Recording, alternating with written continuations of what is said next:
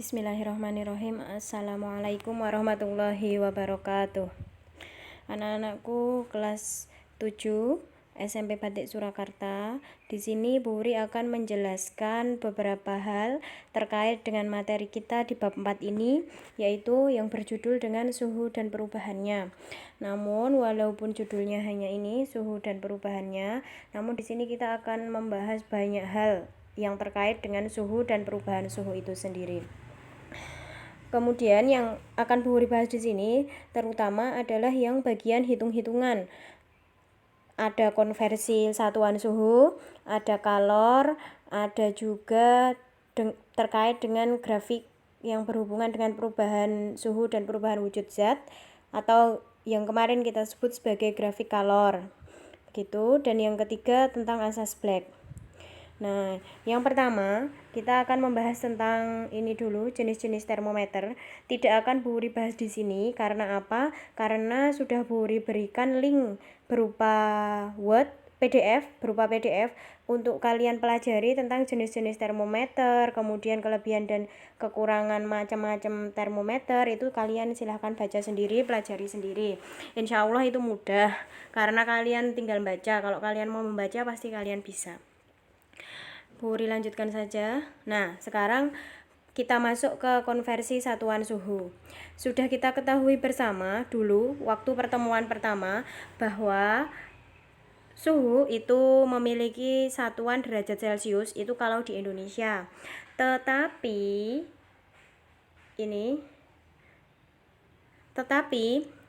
suhu itu sebenarnya punya beberapa satuan. Ada satuan Celcius, ada satuan Celcius ya, kemudian ada satuan Reaumur, ada Fahrenheit, dan ada satuan Kelvin. Nah, satuan suhu secara sistem internasional itu yang mana sih Bu? Yaitu yang ini, Bu Wuri lingkari ini. Yang Kelvin itu satuan dalam sistem internasional. Masing-masing satuan itu memiliki nilai sendiri-sendiri, yaitu memiliki nilai 5 untuk satuan Celcius, derajat Celcius, 4 untuk satuan Reaumur, 9 untuk satuan Fahrenheit, dan 5 lagi untuk satuan Kelvin. Nah, angka ini sebenarnya berasal dari mana? Keempat angka ini ada 5, 4, 9, 5 ini berasal dari mana? Ini kalian wajib hafal ya, bahwa CRFK itu memiliki perbandingan 5 dibanding 4 dibanding 9 dan dibanding 5 lagi. Sebenarnya berasal dari mana? Yuk kita lihat ke atas. Termometer Celcius itu memiliki titik beku 0 derajat Celcius, titik beku. Kemudian memiliki titik didih 100 derajat Celcius. Selisihnya berapa? Selisihnya 100 ini. Antara 100 dikurangi 0 itu 100, itu selisihnya. Kemudian yang kedua Reaumur, titik didihnya 80. Titik bekunya 0, selisihnya berapa? 80. Kemudian yang ketiga termometer Fahrenheit disingkat dengan F, titik didihnya 212, titik bekunya 32, maka selisihnya 180.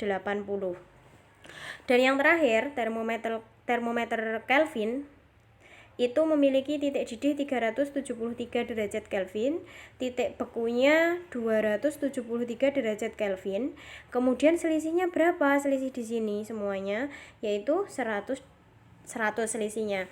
Nah, angka 5495 ini berasal dari perbandingan antara 100 dibanding 80 banding 180 dibanding 100 lagi. Diperkecil. Nanti akan ketemu angka ini, 5495. Begitu ya, jelas? Kita lanjutkan. Nah, sekarang ini gimana cara mengonversinya, Bu? Mudah. Kita masukkan ini, misalnya kita mau mengonversi dari Celcius ke Reaumur. Ini Bu Wuri ganti pointer dulu. Dari Celcius ke Reaumur ini ya, Celcius ke Reaumur. Terus yang dipakai yang mana? Pakai rumus ini, 4/5 dikali C. C itu adalah suhu yang diketahui pada satuan derajat Celcius. 4 ini dari mana? Dari punyanya Reaumur yang ditanyakan. 5 ini dari mana? Punyanya Celcius yang diketahui. Jadi intinya yang ditanyakan itu pasti berada di atas. Coba kita cek satu lagi ya, yang acak. Ini misalnya mau mengonversi dari Fahrenheit ke Reaumur. Maka perbandingannya, karena Reaumur punya angka 4, Fahrenheit punya angka 9, maka perbandingannya 4 dibagi 9 dikali dengan Fahrenheit yang diketahui ya, suhu yang diketahui pada satuan Fahrenheit dikurangi 32. Loh Bu, kenapa harus dikurangi 32? Iya, karena titik beku termometer Fahrenheit itu 32. Maka supaya normal harus dikurangi 32. Begitu seterusnya. Misalnya ini lagi Celsius ke Fahrenheit. Fahrenheit punya angka berapa? 9. Celsius punya angka berapa? 5. C-nya ini adalah suhu yang diketahui pada satuan derajat Celsius. Kemudian ditambah 32. Iya, karena Fahrenheit memiliki titik beku 32. Begitu seterusnya. Ini ada 4/5 kali C, 9/5 kali C plus 32 dan seterusnya sampai bawah. Silahkan kalian pelajari, kalian pahami, dan kalian hafalkan. Bisa. Pasti kalian bisa. Kita lanjutkan. Nah, sekarang kita masuk ke kalor. Kalor ya, ini untuk suhu dan perubahannya tidak Bu Wuri bahas detail karena dulu sudah ada di PowerPoint, di YouTube juga sudah ada, di Microsoft Word sudah ada. Sekarang kita masuk ke kalor. Kalor itu sebenarnya apa toh? Kalor itu sebenarnya merupakan energi. Kalor sendiri itu nama lainnya apa? Kalau dalam bahasa sehari-hari yaitu panas. Kalor itu sama dengan panas. Nah, kenapa kok Bu Wuri menggambarkan pakai ini? Air yang dipanasi dengan api, termos, kemudian ini memasak di atas kompor. Kenapa kok Bu Wuri menggambarkan seperti itu? Iya, karena semua alat dan bahan ini berkaitan dengan yang namanya kalor, gitu. Mari kita lanjutkan. Nah, yang akan kita bahas yang pertama yaitu tentang pengertian kalor, nanti yang kedua tentang pengaruh kalor. Sebenarnya ketika suatu benda diberi kalor itu akan memberikan pengaruh apa saja, begitu. Sebelum masuk ke situ, kita kenalan dulu dengan ini alat yang namanya alat pengukur kalor. Pengukur kalor itu kalor pada suatu benda dapat diukur dengan menggunakan sebuah alat yang dinamakan dengan kalorimeter. Bentuknya seperti ini. Kalian cukup tahu saja, nggak perlu lebih-lebih, nggak apa-apa, masih SMP kelas 7. Nanti pelajari lebih lengkap di SMA, gitu ya. Ini kalau alat seperti ini namanya kalorimeter. Ini misalnya menghitung kalor suatu air ini. Ada termometer, ada yang namanya bagian stirrer dan sebagainya. Kita lanjutkan. Nah, pengertian kalor sekarang. Kalor itu adalah satu bentuk energi, suatu bentuk energi yang Bu Wuri katakan tadi, yang mengalir karena adanya perbedaan suhu dan atau karena adanya usaha atau kerja yang dilakukan suatu sistem atau suatu benda ini. Pada intinya ini, adanya perbedaan suhu. Mengalir karena adanya perbedaan suhu. Terus sekarang mengalirnya dari mana ke mana? Tentunya dari suhu yang tinggi menuju suhu yang rendah, begitu. Misalnya saja kalian punya air panas banget, habis dipanasi di atas kompor, kemudian dicampur dengan air dingin, air es misalnya. Nah, kalornya itu akan mengalir atau berpindah dari yang air panas tadi menuju yang air es tadi. Kenapa? Karena air panas suhunya lebih tinggi, air es suhunya lebih rendah, begitu.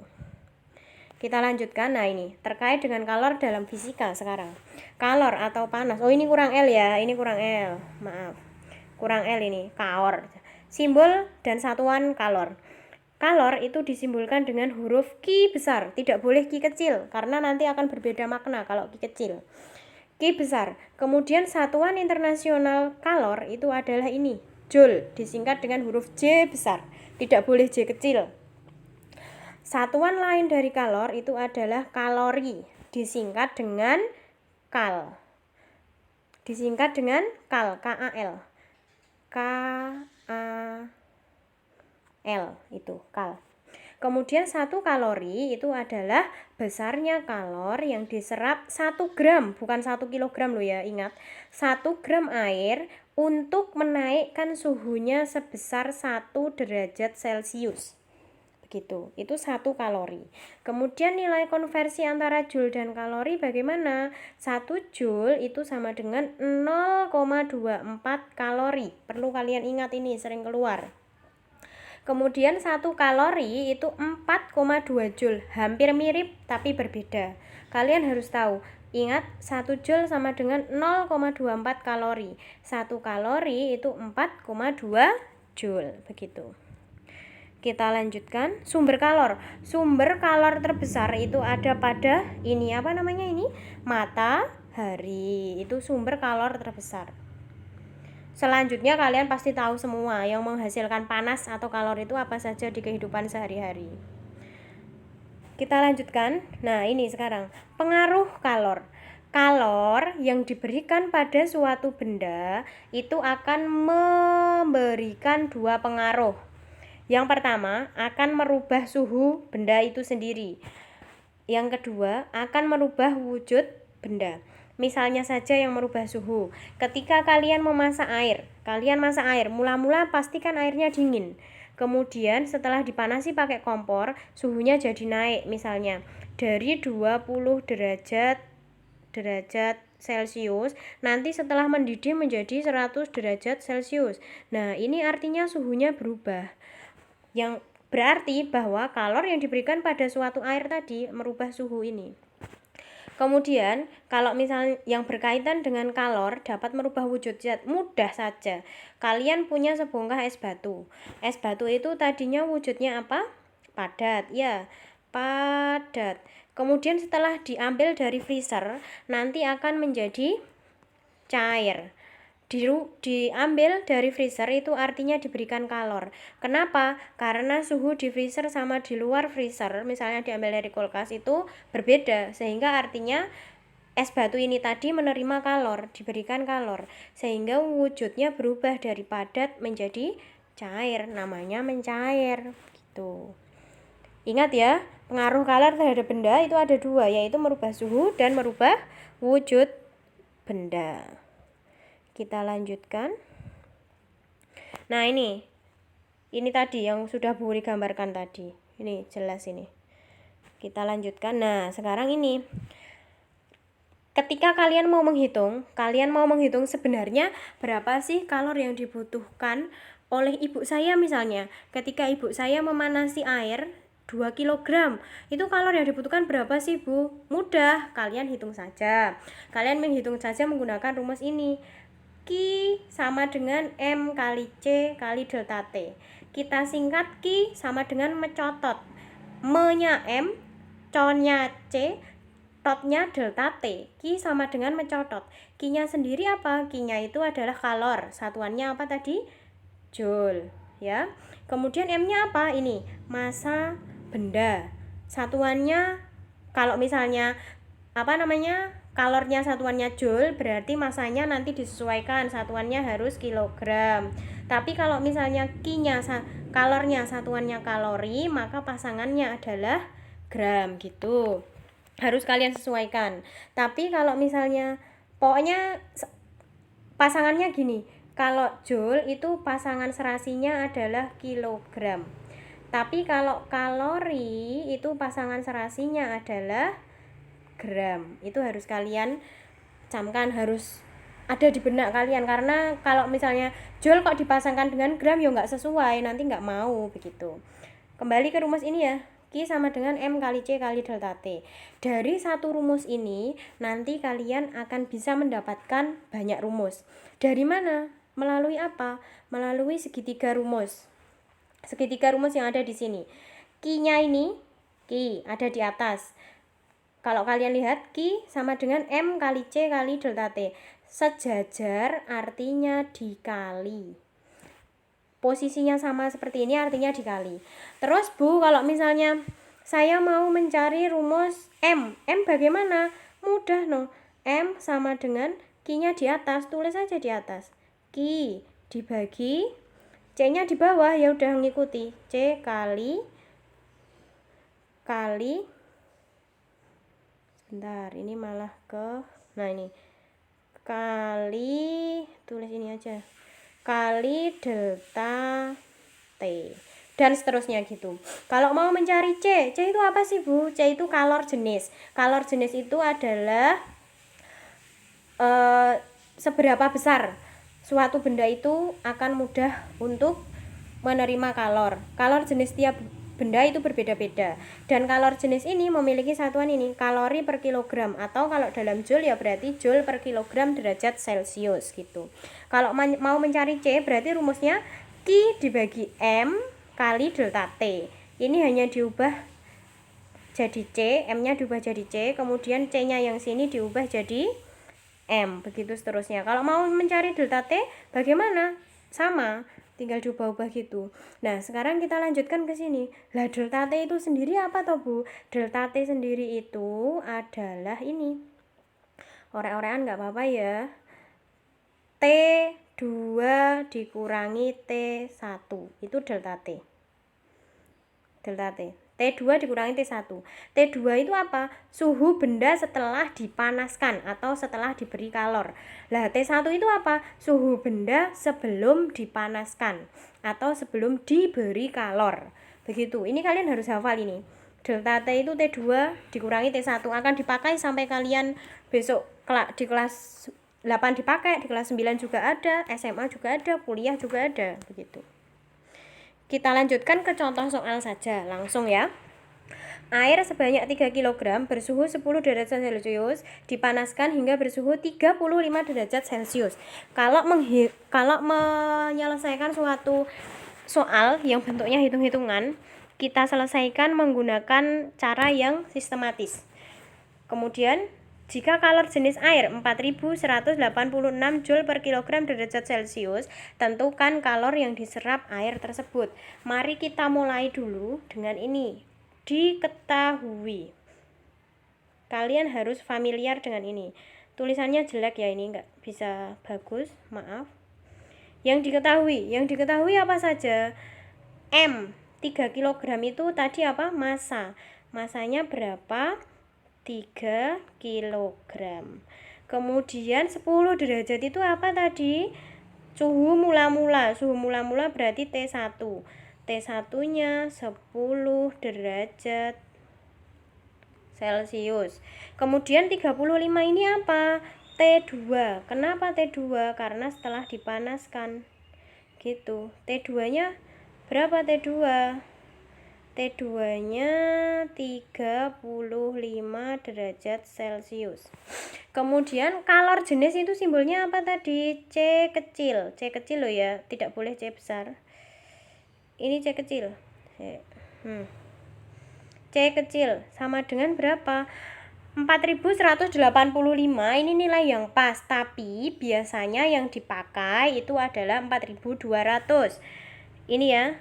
Biasanya yang dipakai 4200. Maka supaya mudah, Bu Wuri pakai yang 4200 aja ya. Ini Bu Wuri ganti jadi 4200. Gitu.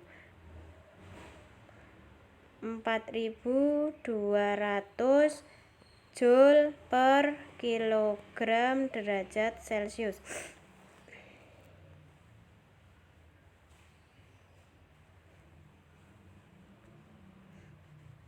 Ini kita hapus, jelek, supaya kalian nggak bingung. Ingat, kalor jenisnya Bu Wuri ganti menjadi 4200 gitu ya. Nah, ini dibulatkan jadi 4200. Nah, penyelesaiannya sekarang bagaimana? Nah, penyelesaiannya langsung diketahuinya sudah, kemudian sekarang ditanya.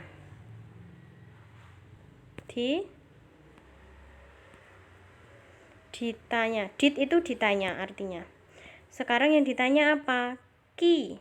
Nah, Q-nya ditanya. Rumusnya apa? Rumusnya Q sama dengan tadi M kali C kali delta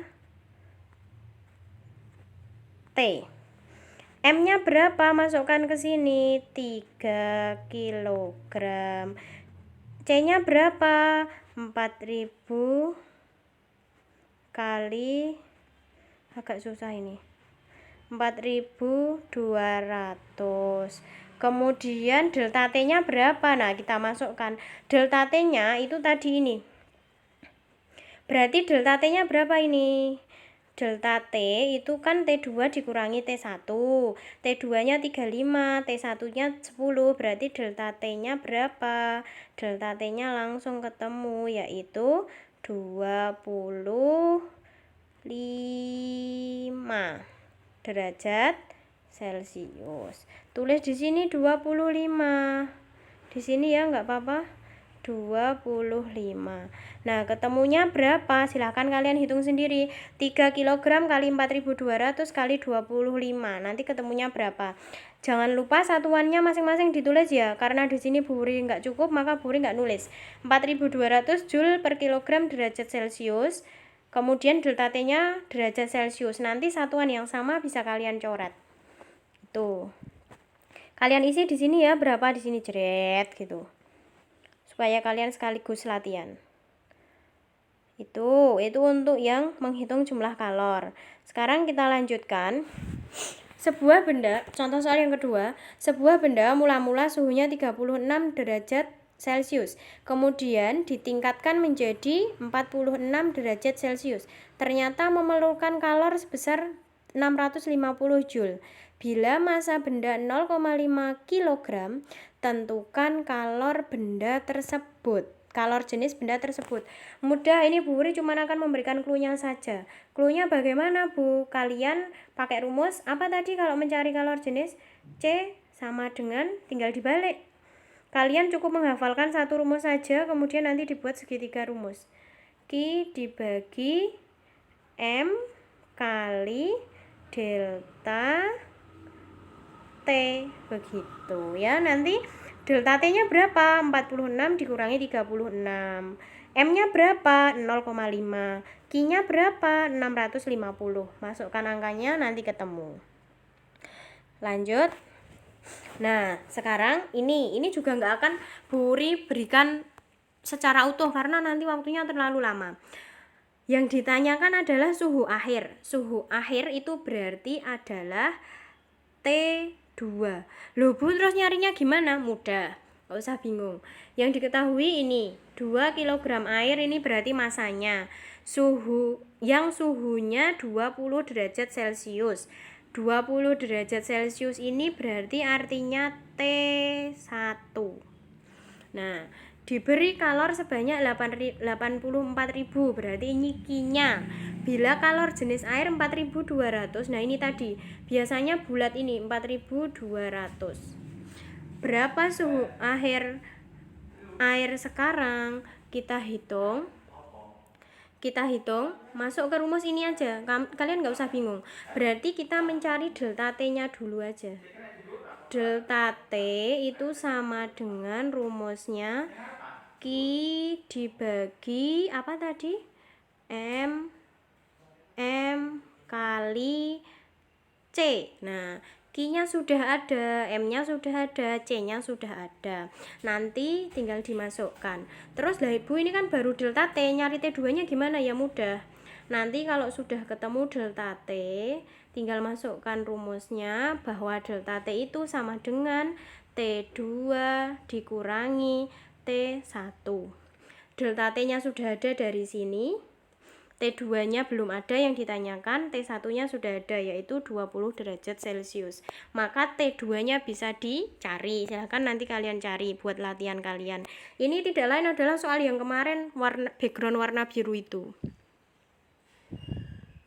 Nah, tadi kita sudah membahas tentang kalor jenis.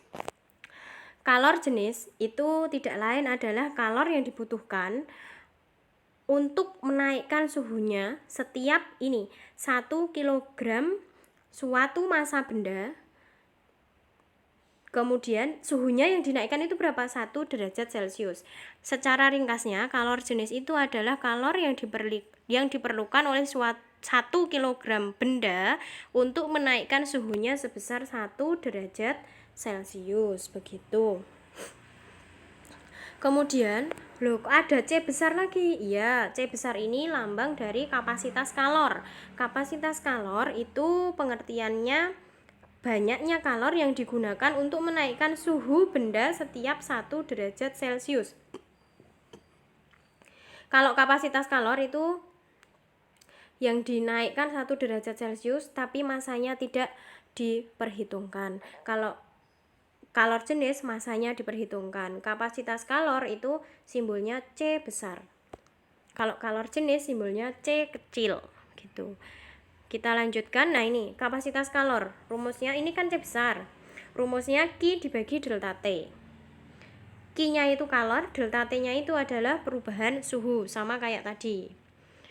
Tidak perlu latihan soal kalau ini.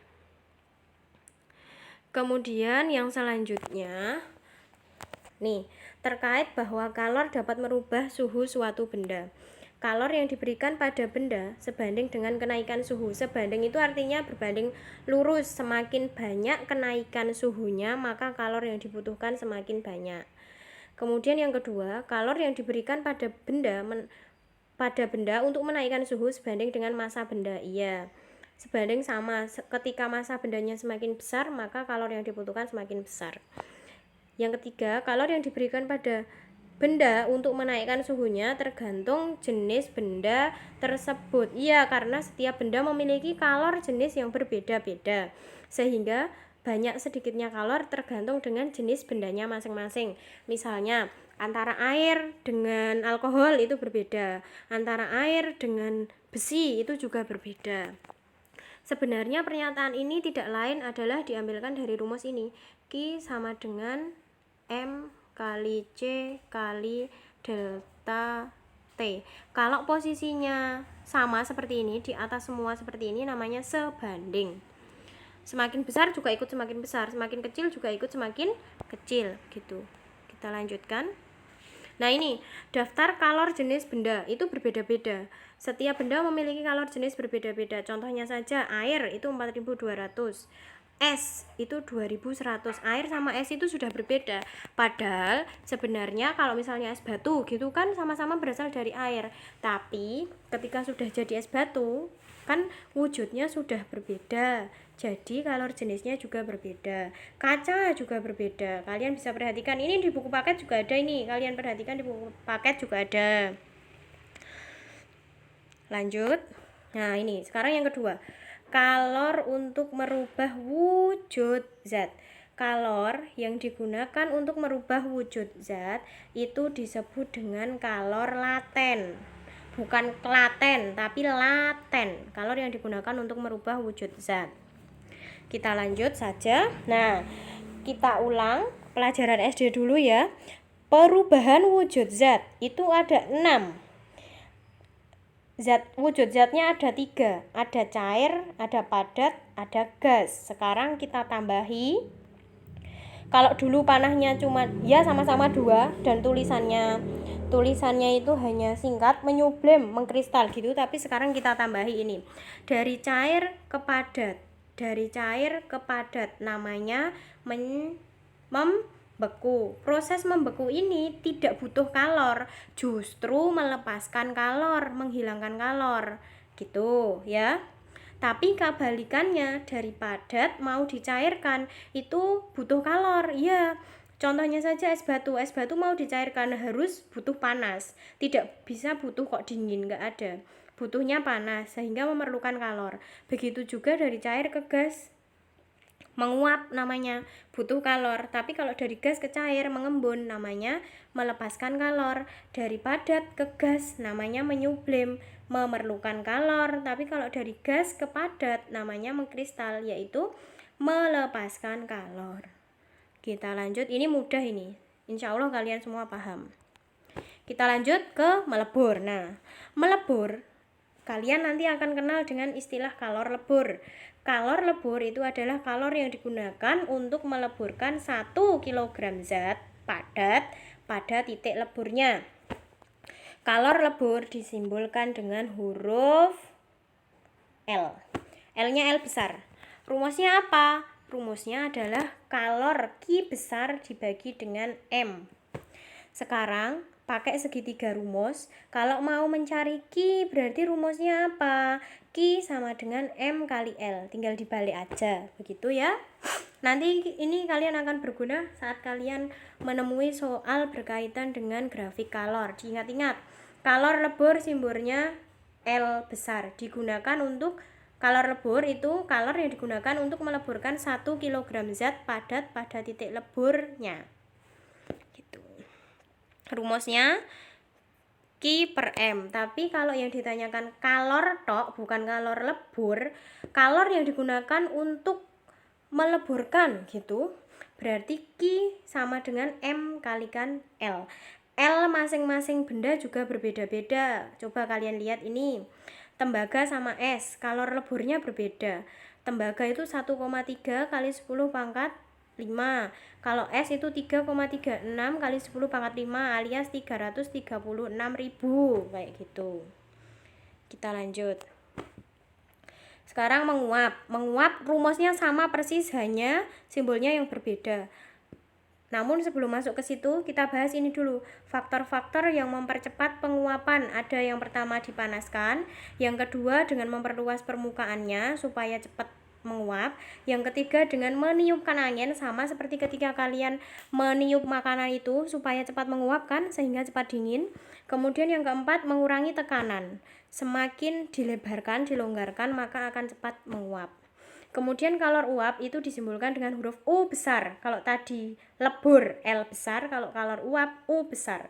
Pengertiannya sama, tapi hanya beda perubahan wujudnya.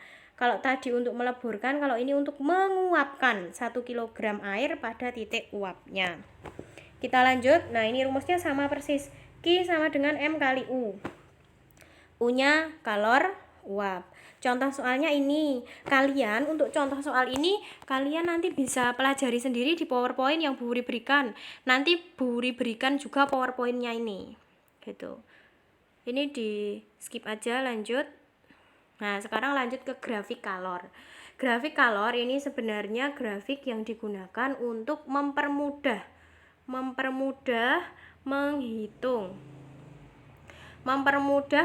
jumlah kalor yang dibutuhkan suatu zat untuk merubah wujud dan suhu. Misalnya kalian memanaskan es hingga mencapai suhu 40 derajat, kan terjadi perubahan wujud dan perubahan suhu. Itu maka supaya lebih mudah menghitung kalornya makanya pakai grafik begitu ya. Nah, ini grafik kalor ini. Yo, sekarang kita masuk ke sini. Misalnya saja kalian punya es. Esnya di sini mau dipanaskan hingga 100 derajat Celcius. Ini 100 derajat Celcius. Mula-mula es itu wujudnya apa? Padat. Suhunya berapa? Misalnya ini tadi min 10 derajat Celcius. Kemudian diberi kalor, diberi panas. Maka kalornya tadi pertama itu digunakan untuk merubah suhu. Yang tadinya min 10 derajat Celcius diubah menjadi 0 derajat Celcius. Ini 0 ya. Buri pakai warna biru aja. Kuning aja. Ini 0 derajat Celcius, ini 0. Ini untuk merubah suhu. Pokoknya kalau grafiknya miring itu untuk merubah suhu, maka rumusnya ini. Kalau yang miring, Q1 sama dengan M kali C kali delta T. M-nya itu massa S-nya, C-nya karena masih di bawah ya, masih berupa S, itu maka C-nya kalor jenisnya masih kalor jenis S, jangan lupa. Kemudian delta T-nya itu yang kalian lihat hanya grafik dari min 10 sampai 0 saja. Berarti T2-nya 0, T1-nya min 10. Begitu. Ya, maka delta T-nya sama dengan 10. Ini Bu Wuri tulis di sini. Delta T sama dengan 0 min 10. Nanti ketemunya tetap 10. Begitu. Kemudian untuk yang ini Q2 ini mencair, prosesnya mencair. Jadi kalor yang digunakan untuk mencairkan tadi setelah berubah suhu karena wujud 0 derajat itu masih es, kemudian digunakan lagi untuk meleburkan atau mencairkan. Maka rumusnya ini. Nah, Q2 sama dengan M kali L. Begitu. L-nya tadi kalor lebur, M-nya sama massa jenis es tadi. Kemudian yang ketiga, grafiknya naik lagi. Q3 ini, grafiknya miring lagi. Grafiknya miring berarti rumusnya Q sama dengan mencotot. M kali C kali delta T. Tapi yang kalian perhatikan C-nya di sini ini sudah tidak lagi CS, tapi kalor jenis air karena posisi di sini ini sudah berwujud air. Begitu, sudah berwujud air. Kemudian delta T-nya berapa dikurangi berapa, Bu? Delta T-nya karena suhunya ini sudah 100 derajat Celcius, kemudian grafiknya berada di sini, T1-nya 0 derajat Celcius, maka delta T 100 dikurangi 0 derajat Celcius. Begitu. Lanjut lagi, kalau masih dipanaskan lagi akan berubah, kalornya akan digunakan untuk merubah wujud lagi. Q-nya Q4 ini, Q4 untuk menguapkan, maka rumusnya Q sama dengan M kali U. U-nya itu tadi kalor uap, begitu ya. Biasanya nggak sampai sini, ini tambahan aja ini. Biasanya cuma sampai Q4. Q sama dengan M kali U, atau bahkan untuk level kelas 7 SMP biasanya hanya sampai Q3 saja, tidak sampai menguap. Begitu. Kita lanjutkan ya. Nah, ini maka kalor totalnya, kalian perhatikan kalor total misalnya ya, yang digunakan misalnya Joko memanaskan 5 kg es hingga suhunya naik menjadi 100 derajat Celcius. Kemudian berapa kalor total yang digunakan hingga airnya menjadi uap gitu? Hingga airnya menjadi 100 derajat Celcius, maka cukup Q1 tambah Q2 plus Q3 karena tidak sampai menguap begitu. Tapi kalau pertanyaannya sampai menguap berarti nanti Q totalnya ditambah Q4 begitu ya. Nah, ini kan yang kemarin Bu beri contoh itu. Nah, silahkan ini perhatikan ini. Ada Q1-nya, M-nya 0,5, CS-nya, kalor jenis S-nya 2100, delta T-nya 0 min 10.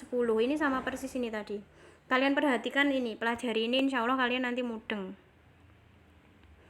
Begitu ya. Nah, ini yang ditanyakan, maka jumlah kalor total yang dibutuhkan untuk mengubah wujud zat dari proses A ke D. A ke D, kalian buat grafiknya nanti akan ketemu A ke D. A itu ini, D-nya ini. Gitu. A-nya di sini. Ya. Perhatikan itu nanti. Nah, ini kemarin kalian juga sudah ketemunya, nanti kalian hitung sendiri. Kalian sudah latihan, kemudian cocokkan nanti. Bu koreksi. Sekarang asas black. Lanjut. Asas black secara sederhananya saja adalah Q serap sama dengan Q lepas. Artinya bagaimana? Ini misalnya, kalian punya air panas dan air dingin, mau dicampurkan, maka jumlah kalor yang diberikan air panas akan sama dengan jumlah air yang diterima oleh air dingin. Makanya Q yang dilepaskan sama dengan Q yang diserap.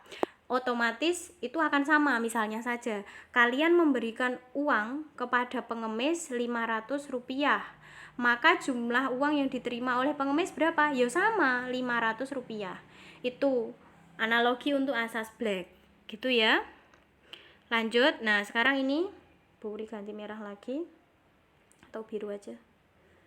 Sekarang lanjut analogi untuk asas black. Ini air dingin, kalian punya segelas air dingin, suhunya 20 derajat Celcius.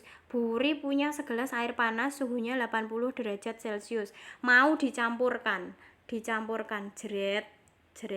Pasti suhunya di antara 20 derajat Celcius dan 80 derajat Celcius.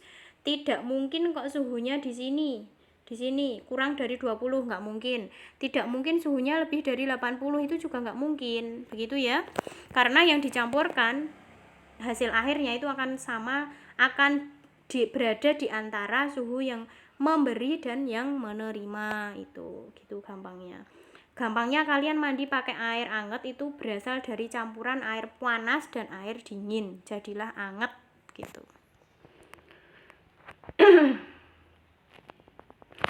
Ini yang ditanyakan, tentukan suhu campurannya.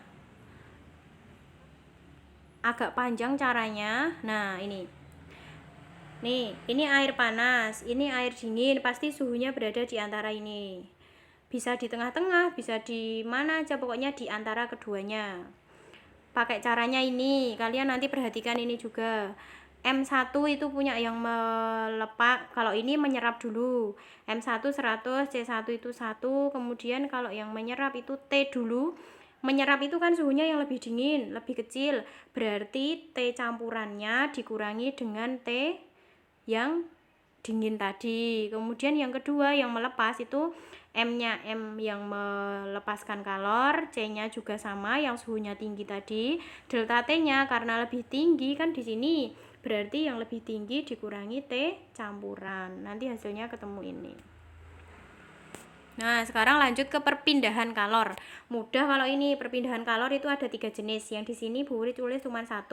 Ada konduksi, kalau yang ini konveksi, ya, konveksi. Yang ini namanya radiasi. Konduksi yaitu perpindahan panas melalui zat perantara yang berupa bahan konduktor. Gitu. Gampang ini, kalian pelajari aja. Panasnya akan diserap melalui bahan konduktor tadi. Perantaranya zat padat. Kalau konveksi itu perpindahan panas di mana semua partikelnya ikut berpindah. Misalnya saja kalian memanasi air, maka panas dari bawah itu akan naik ke atas, kemudian partikel dingin yang ada di atas itu akan turun ke bawah, begitu seterusnya, bergerak terus sehingga terjadilah perpindahan panas secara konveksi, karena semua partikel itu ini semuanya ikut bergerak, ikut berpindah gitu. Kalau radiasi itu perpindahan panas tanpa adanya perantara. Contohnya saja ini matahari menyinari bumi, itu radiasi tanpa ada perantara. Ya, langsung aja dari atas matahari langsung menuju ke bumi. Kalau yang ini tadi perantaranya berupa bahan konduktor, zat padat, sehingga partikelnya tidak berpindah secara keseluruhan, hanya semua partikelnya tidak ikut berpindah begitu. Contohnya gampang masing-masing, kalian tahu semua. Kita lanjut. Alhamdulillahirrabbilalamin, selesai. Semoga apa yang Bu Wuri sampaikan ini bermanfaat dan bisa dimengerti oleh kalian semua. Mohon maaf apabila ada kekurangan. Bu Wuri akhiri. Assalamualaikum warahmatullahi wabarakatuh.